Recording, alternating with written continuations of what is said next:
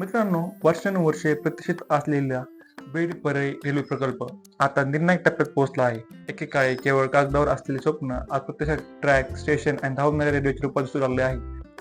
अहिल्यानगर ते बीड रेल्वे सेवा सुरू झाल्यानंतर आता सर्वांचे लक्ष लागले आहे ते शेवटच्या आणि सर्वात महत्त्वाच्या टप्प्याकडे, अर्थातच बीड ते परळी वैजनाथ.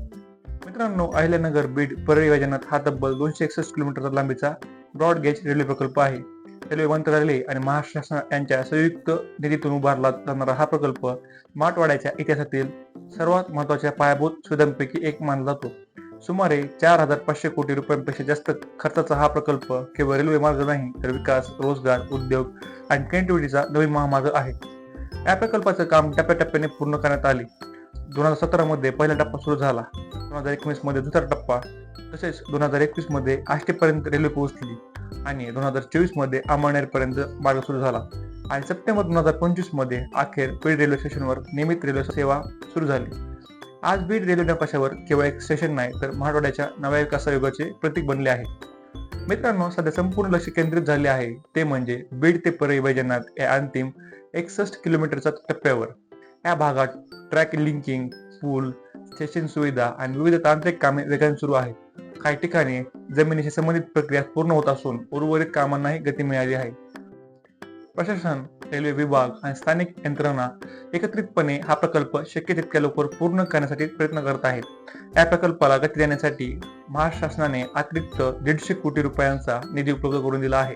या निधीमुळे ट्रॅकवर तांत्रिक सुविधा, स्टेशन विकास आणि उर्वरित बांधकामांना मोठी चालना मिळणार आहे.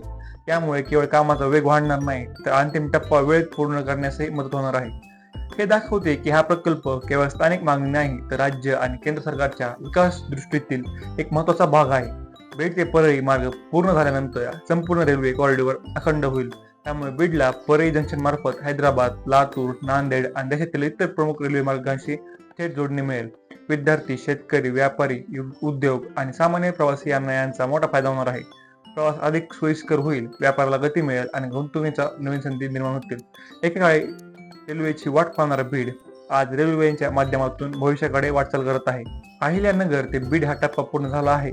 आता सर्वांच्या नजरा लागल्या आहेत त्या अंतिम बीड परळी जोडणीवर.